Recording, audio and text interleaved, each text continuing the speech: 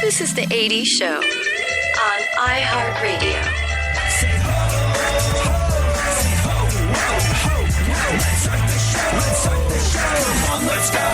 Let's go. Say ho. Say ho. Whoa. Ho. Whoa. Let's start the show. Let's start the show. Let's start the show. Let's start the show.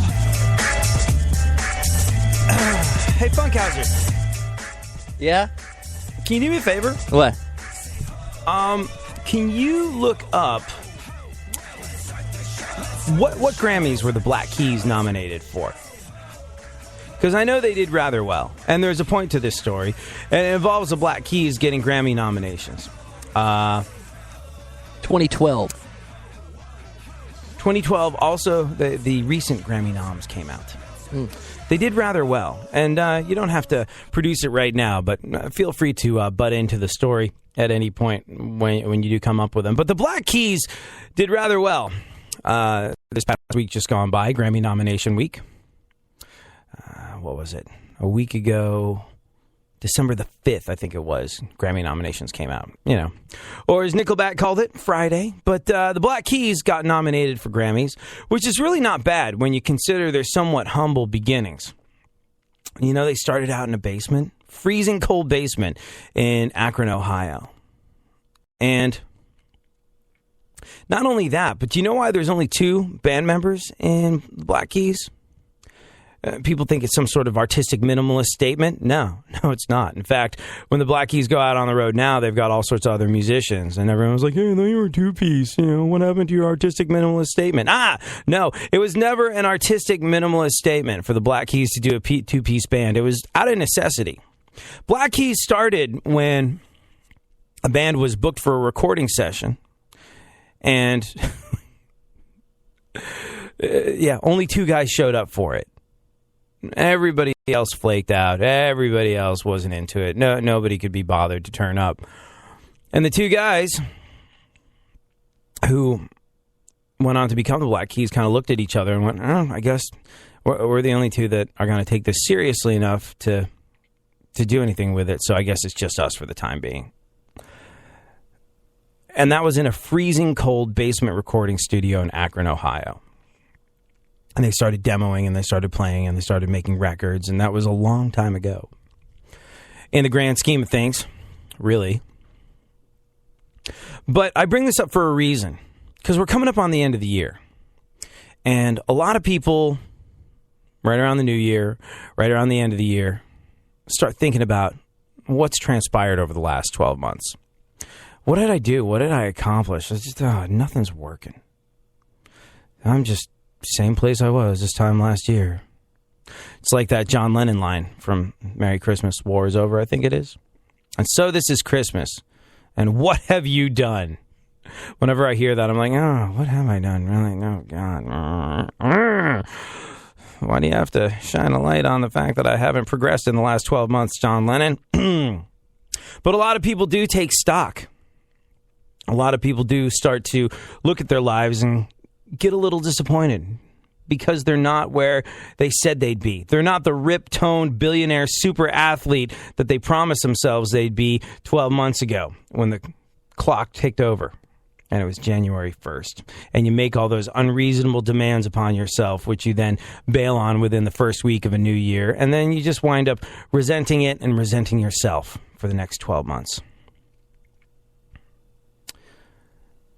And you have these grand designs. I'm sure, maybe, somewhere in their mind when they were deciding to be musicians, Black Keys, who now, by the way, play stadiums. Started out in a freezing cold basement in Akron, Ohio. Now play stadiums. Between 10 and 20,000 people, I think, is the average audience at one of their shows. And it's a good show, too. Kicks a lot of ass. They manage to keep people entertained. Why? Because they've had their will and their ability forged in the fires of failure over the last 10 years, 15 years, since they started being in a band, since they started off in that freezing cold basement in Akron, Ohio. And when I say forged in the fires of failure, that doesn't mean they don't kick ass and they didn't have huge successes along the way. But what was their very first meeting? What was their very first recording session? a bunch of guys that failed to show up. Did they go, well, no, we need to wait until these guys show up to do what we got to do? They went, okay, no, screw it. This is it. We're the only two people that take this seriously enough. We're here. We're going to get to work. And that's exactly what they did. It wasn't how they envisioned that first recording session, was it? No, they wanted a full band, but it was only two people, so they decided to make do. And that, looking back, probably a pivotal moment for them. Because if they let what they wanted to do hang in the balance based on a bunch of other losers not showing up, there's no way they would be filling stadiums full of adoring fans, selling millions of records, and getting nominated for Grammys left, right, and center. Best rock song, best rock album. Yep. Those are two big ones. Best rock song, best rock album. Not bad considering they started in a freezing cold basement in Akron, Ohio with a failed recording session with a bunch of other guys that didn't show up. They didn't let it stop them, though. No. They got right at it. Was it what they pictured? No, it wasn't. And it's funny. It's interesting. If you talk to the Black Keys, they'll tell you that they didn't take the elevator to the top. They took the stairs. They got there slowly, but they got there deliberately. And they got there deliberately by making their own choices along the way. Didn't really have much to do with the major label machine. Major labels and things like that only came knocking once they were starting to fill venues and people were like, oh, there's something up here. And if you are a little angry at yourself for maybe not having achieved what you set out to do, come January 1st of 2014, I would remind you of the words of Mark Twain, who said, the secret of getting ahead is getting started. Just get started in the new year. Green Day. After some time off, Green Day made a major comeback with 2004's rock opera American Idiot. The album sold over 6 million copies and was adapted into a Broadway musical.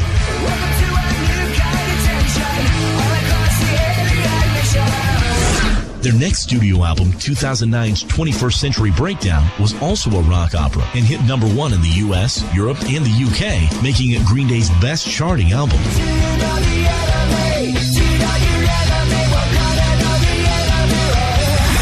At the end of 2012, Green Day released a trilogy of albums, Uno, Dos, and Tre, marking the official addition of Jason White to the band after touring with them since 1999. However, the third album's release was delayed due to Armstrong entering rehab for alcohol and prescription medication.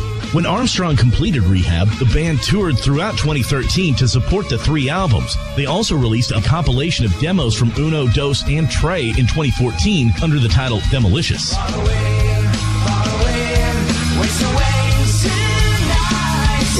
All things Green Day, info, music, and more are on iHeartRadio. Keyword Green Day. iHeartRadio goes one-on-one with Fitz and the Tantrums to find out what their success means to them.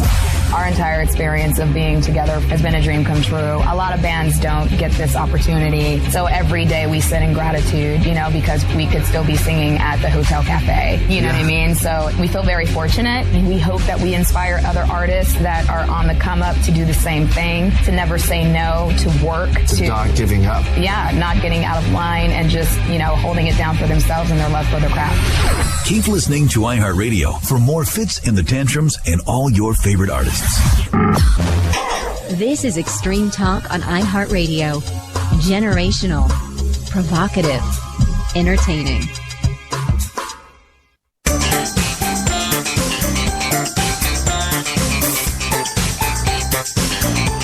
My name's AD, and I'm not too gangster. Just a big mouth white boy prankster. Never been to jail, never shot a 9, never smack a hoe, but I know how to have a good time.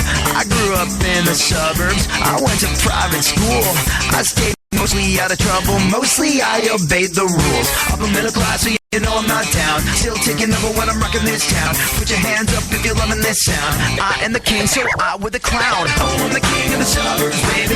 I'm the king of the suburbs. The Sexual Predator Lottery Win.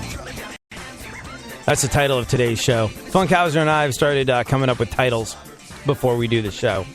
Because, well, as we're broadcasting live on Spreaker, it works better if we have a title of the show. So today's show title is the Sexual Predator Lottery Win. That title comes from the fact that a sexual predator, won the lottery. Do you think he should be able to keep his winnings? It'll give you not too much faith in the way the world works, in the concept of karma and what have you. But yeah, sexual predator won the lottery. And it wasn't like just like, oh, yeah, you got that. No, he really won the lottery. And we'll get to that a little later on in the show and discuss whether or not he should be allowed to keep his winnings as well. After we talk to super producer to the stars, Barry Funkhauser. At Funk FM is where you can tweet him. A, Funkhauser, how are you? B, what's in the news? I'm good. Taking care of a sick individual. Who's your sick individual? Somebody's got influenza. My girlfriend. Oh, really? Mm-hmm. I seem to recall her getting sick like a week or two ago. Haven't you been on chicken soup duty rather recently? The stress of the holidays get to the best of us. And sometimes it comes out both ends. Oh, really? Yeah. TMI, maybe. Well, also a sign that your relationship is a strong one. Yes. How many bathrooms do you have in your place? One. Oh. Has it been occupado for most of the momentitos over the last couple of days? Yeah, a little sign on the door saying, go away. Go away if you want to preserve the romance. Yeah. But it's been good, she's a trooper. We're supposed to have her holiday party tonight, and I don't think we're going to go. Yeah. Oh, man. Yeah. No fondue for Christmas this time. No, she got tanked at one of the holiday parties you brought her to.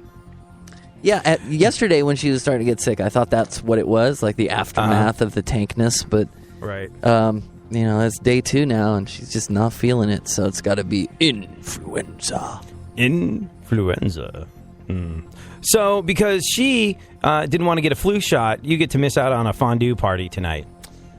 Yeah, that's the skinny of it. Did you get a flu shot? No, not me.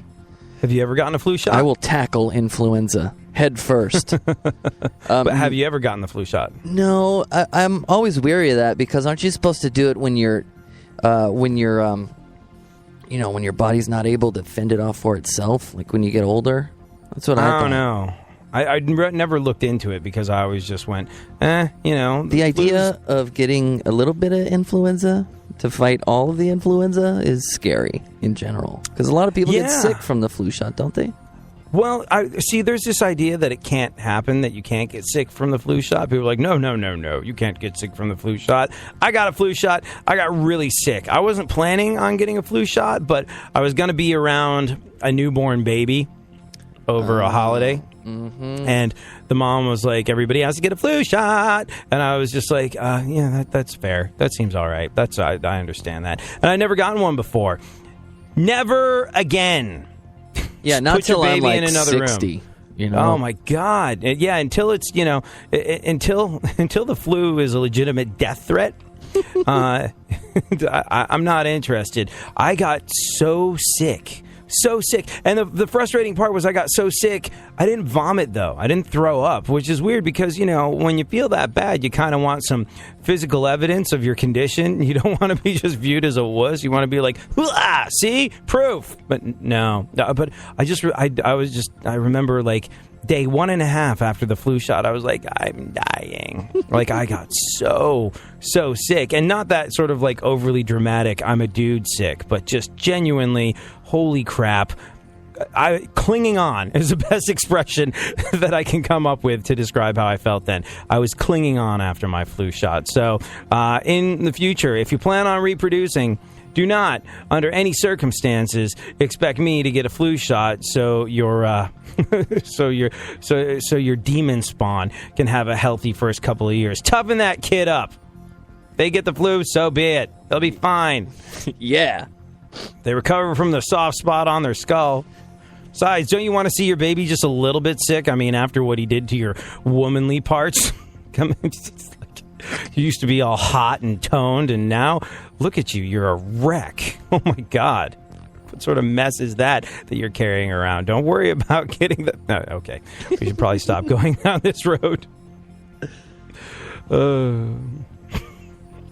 What's going on in the news? Well,